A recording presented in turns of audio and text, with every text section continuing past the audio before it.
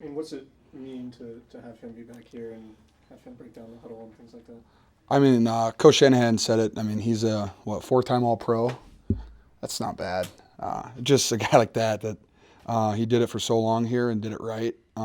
He played in big games. He won big games. He was a reason. Well, he didn't have a pick six and candlestick last game ever. I mean, he's just a guy that was born to make big plays. So having a guy like that come back and finish his career here and retire is it's an honor to be able to be a part of the team and when he still does it. Well, when you get drafted and you have a guy, I mean, he was coming back off an injury, Mm-hmm. but you have a figure like that you're going to go against, or at least Yeah, I was terrified. Your locker, you're terrified. Yeah, he's a monster.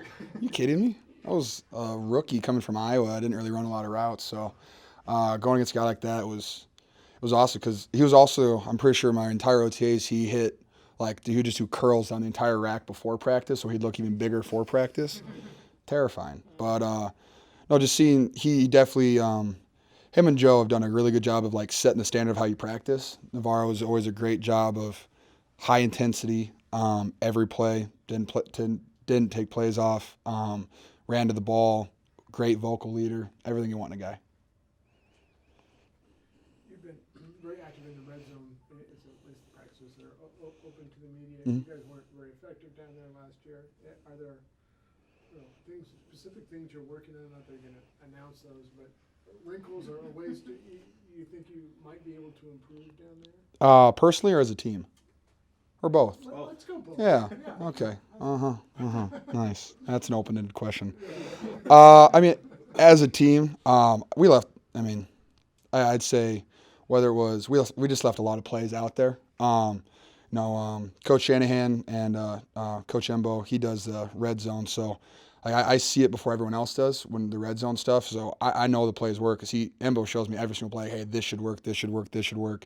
And then when it doesn't work, whether that's me or Dante, KB, running back, whoever it is, it's just a disappointment. And you can't win games if you don't score. Unless it's like the Bears game where we had 5 field goals. So, but you don't want to win like that. You want to score points. And when you got a guy like Jimmy G throwing the ball with his accuracy and his timing, you got to make those plays. So that's something we're really working on. Personally, I just got to get better at tracking the ball, bring it down every single time. That's just something I got to do. And whether that's catching jugs, stay on the field, getting extra reps with Jimmy, Nick, or CJ, just something you get better at every single day. And that's what the great thing about OTAs is whether all last week was red zone, and so we just spent an entire week on red zone, and now this week we spend it's 6 to 12 plays on red zone. So just being able to hit it a lot just gets the guys comfortable with it, and the fact that Jimmy G's running most of it is very helpful for us. And Jimmy, compared this year compared to the beginning of last year, He's still got his swagger, and that's like I said, he's a stallion, and he comes to work every day. It's like when he doesn't throw a good ball, it's awkward because I'm just like, hey, you always throw a good ball. So he looks incredible, and it's just really fun to have him back out there because he still has the best cadence I've ever heard in my life. So it gets me excited. so he hasn't skipped a beat at all since. No chance. No, he is. I mean, he's a guy that too. I mean, he's one of the first guys here. He's one of the last guys to leave. Whether it's rehab, taking care of his shoulder, watching film with Coach Shanahan or our quarterbacks coach, he's on top of everything. Well, what's a good cadence? Like, what are I don't do a cadence, so good cadence. Like, what makes his cadence so good? Just can I just say it sounds sexy? I don't know. Okay. It's just it's a raspy. It's I'll just say when I first heard it, you could ask Joe Staley about his cadence. Everyone was like, hey, that's a very effective cadence. Yeah, ask Joe. Ask Joe. The run blocking between your first year and the second year, team wide, got a lot more effective last year. What was that? The second year in the outside zone. What was the kind of the key to finding the stride in that? Well, I mean, I was a lot better, which makes our outside run work. I mean, just having an understanding of the playbook. We had young guys, but I think just having our second year in the playbook, knowing what was going on, just be able to play faster. And then Coach Shanahan, we just had a little bit more, exciting, not exciting plays, but a little bit more twists and turns in our plays that maybe other teams didn't expect. Because I'm pretty sure Burrito was one of the leading rushers for the first couple of weeks, right before he got hurt. So it's something that we focused focused a lot on in camp, and just carried over. You talked last year about your rookie year. You felt like a chicken with your head cut off. Like, Yes. how am I supposed to go? You're not just thinking more Mhm. than you're just reacting. Dante Pettis was in here talking about kind of the same thing. Yes. I don't know how much you're watching Dante Pettis. A lot. Okay, well, there you go. So you can answer this question. Does it look like he's capable of taking that same second-year jump or a similar type jump just because he's more comfortable in this offense? Yeah, no, like I said, Coach Shanahan's playbook is very dense, but once you figure it out, it's one of the most fun times you'll ever have playing football because it just, literally every single play, every guy has an opportunity to make a huge play, and that's what I love about it. Whether it's like, Keith's taking the top off of coverage for me to run a corner out underneath the, cover 3 corner. Whether it's like, so if the safety sits on it, they can throw the ball deep to Marquise so they can hit me 25 yards downfield. So it's just like, just gives guys opportunities. And a guy like Dante, I saw that. A guy like Dante, he has learned. He's just picking it up, and he's a smart dude, and he's a freak of nature athlete. And so just when you have that combo, and you're no longer thinking about what routes you have. I mean, you guys saw at the end of the season last year, he had like 400 yards in the last couple of games, and with that, it's very helpful. Very helpful. A lot of new pass catchers in the mix now, and you are obviously coming off a very productive season. What are your expectations for yourself, and are you going to be okay if you don't have a 1,300-yard season in 2019? If we're winning games, I could have no catches, and as long as I do well in the run game, I'll be happy. So I know I'm not really a guy that sets personal goals.